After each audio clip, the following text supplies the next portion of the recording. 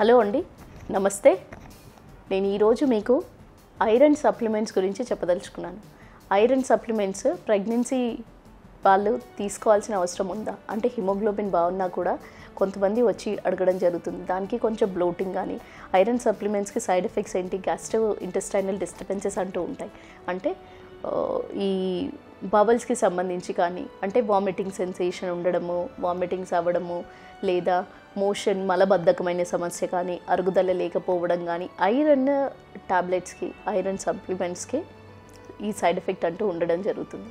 So ఎవరైతే ఈ సమస్యలతో బాధపడుతున్నప్పుడు వాళ్ళు ఏంటి స్ట్రైట్ అవే వచ్చేసి హాస్పిటల్కి వచ్చి వాళ్ళు అడుగుతారు, మేడం ఇది ఖచ్చితంగా తీసుకోవాలా, తీసుకోకుండా ఉండలేమా, నా హిమోగ్లోబిన్ బాగానే ఉంది కదా, స్టోర్స్ కూడా బాగానే ఉన్నాయి కదా, ఇది తీసుకోకుంటే ఉండి సరిపోతుందా, ఈ క్వశ్చన్ అడుగుతారు. కానీ డెఫినెట్లీ అండి, ప్రెగ్నెంట్ ఉమెన్కి కానీ వాళ్ళల్లో హిమోగ్లోబిన్ శాతం మంచిగా ఉన్నా వాళ్ళకు నీడ్స్ అనేది ప్రెగ్నెంట్ ఉమెన్కి నీడ్ అనేది ఎక్కువ అవసరం పడుతుంది. ఎందుకంటే బిడ్డ ఎదుగుతూ ఉన్నప్పుడు బిడ్డకి సరిపడా ఆక్సిజన్ కానివ్వండి, బిడ్డకి సరిపడా హిమోగ్లోబిన్ రక్తహీనత అంటూ బిడ్డలో వెళ్లకుండా సరైన ఆక్సిజన్ వెళ్ళడం, సరైన హిమోగ్లోబిన్ శాతం అంటూ ఉన్నప్పుడు బిడ్డకి అనీమియా, ఫీటల్ హైపాక్సియా కానీ ఫీటల్ అనీమియా కానీ జరగకుండా ఉండడం అనేది జరుగుతుంది. ఎప్పుడైతే ఐరన్ సప్లిమెంట్స్ తీసుకోకుండా ఉంటారో నెమ్మదిగా బిడ్డకి ఫీటల్ అనీమియా డెవలప్ అవుతూ నెమ్మదిగా బేబీకి ఆక్సిజన్ సప్లై అంటూ తగ్గడం వల్ల గ్రోత్ రెస్ట్రిక్షన్ అంటూ చూస్తారు.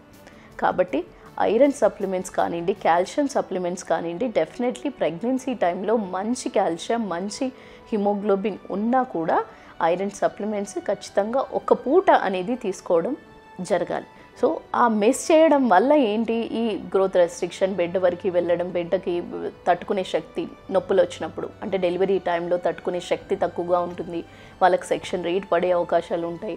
ఒకవేళ లాస్ట్ మినిట్లో హిమోగ్లోబిన్ లెవెల్స్ పడిపోవడం అంటూ నీడ్స్ ఎక్కువ ఉంటాయి. కాబట్టి డెఫినెట్లీ సప్లిమెంట్స్ తీసుకోకపోతే గ్రాడ్యువల్లీ నెలలు నిండుతున్న కొద్దీ హిమోగ్లోబిన్ శాతం అంటూ పడిపోతుంది.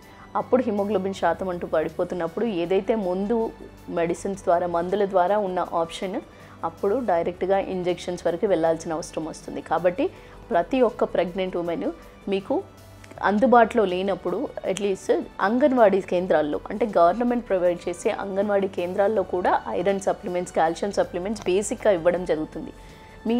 వాళ్ళ హెల్ప్ కూడా తీసుకొని మీకు ఐరన్ కాల్షియం సప్లిమెంట్స్ బేసిక్ పిహెచ్సిస్లో కూడా ఉంటాయి.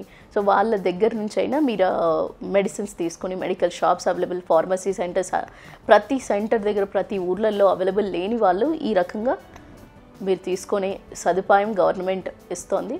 సో ఆ సదుపాయాన్ని కూడా మీరు హెల్ప్ చేసుకుని ఐరన్ కాల్షియం ఖచ్చితంగా తీసుకున్నట్టయితే బిడ్డ ఎదుగుదలకి చాలా హెల్ప్ అవుతుంది. అండ్ ఈ ఐరన్ సప్లిమెంట్స్ ఏ టైంలో తీసుకోవాలి, ఎప్పుడైనా తిన్న తర్వాత తీసుకోవాలా, ఇది కూడా చాలామంది అడుగుతారు. ఐరన్ సప్లిమెంట్స్ ఐరన్ అబ్జార్ప్షన్ ఎప్పుడు కూడా తినక ముందు తీసుకుంటే మంచి అబ్జార్ప్షన్ అంటూ ఉంటుంది. కానీ చాలామందికి బ్లోటింగ్, ఈ అసిడిటీ, వామిటింగ్ సెన్సేషన్ ఉంటుంది. కాబట్టి కొంతమందికి సమస్యలు ఉన్న వాళ్ళకి తిన్న తర్వాత తీసుకోమని చెప్తాము.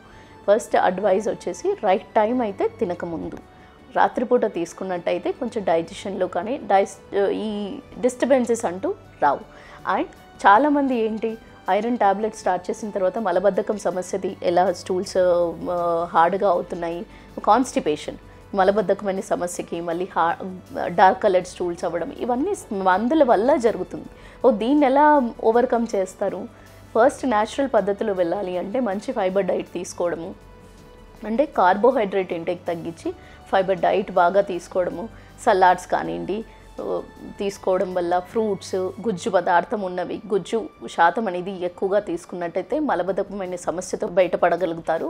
అండ్ దాంతోపాటుగా మీరు వాటర్ కంటెంట్ ఎంత అయితే నీళ్లు తీసుకుంటున్నారో దానికంటే 1 లీటర్ పెంచడం వల్ల కూడా ఈ మలబద్ధకం సమస్య ఏర్పడదు. దాంతోపాటుగా మీకు స్టిల్ అన్నీ ఫాలో అవుతున్న కొంతమందికి ఉంటుంది. ఎక్కువగా డిస్టర్బెన్స్ జరిగినప్పుడు వాళ్ళకేంటి, మీరు మీ గైనకాలజిస్ట్ని కన్సల్ట్ అయినట్టయితే స్టూల్ సాఫ్ట్నర్ ఇవ్వడం అంటూ జరుగుతుంది. ఏ స్టూల్ సాఫ్ట్నర్ అయితే సేఫర్ ప్రెగ్నెన్సీ టైంలో సేఫరో అది ఇవ్వడం జరుగుతుంది. సో దాని మీద అది తీసుకుంటూ అయినా మీరు ఈ సమస్య నుంచి బయటపడగలుగుతారు. So necessity of iron, calcium మీకు ఇప్పుడు అర్థమైందని అనుకుంటున్నాను.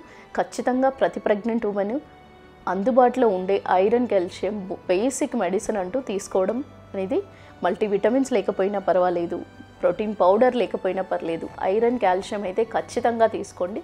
బికాజ్ బేబీకి హిమోగ్లోబిన్ శాతంతో పాటు హిమోగ్లోబిన్ మజిల్ డెవలప్మెంట్ కానివ్వండి, కండరాలు కానీ ఇవన్నీ శరీర ఎదుగుదల కరెక్ట్గా ఉండాలి. నరాలది కానీ మజిల్ది కానీ రక్తహీనత కానీ బిడ్డకి ఏర్పడకుండా, గ్రోత్ రెస్ట్రిక్షన్ అంటూ జరగకుండా ఉండడానికి బేసిక్ ఈ 2 మెడిసిన్స్ తీసుకున్న మహిళ 90%కి ఎలాంటి ప్రాబ్లమ్స్ లేకుండా సింపుల్ ప్రెగ్నెన్సీ ద్వారా ఎలాంటి బ్లీడింగ్ అంటూ ఎక్కువగా జరగకుండా మంచి స్మూత్ ప్రెగ్నెన్సీ అవ్వడం జరుగుతుంది. థ్యాంక్ యూ అండి. నమస్తే.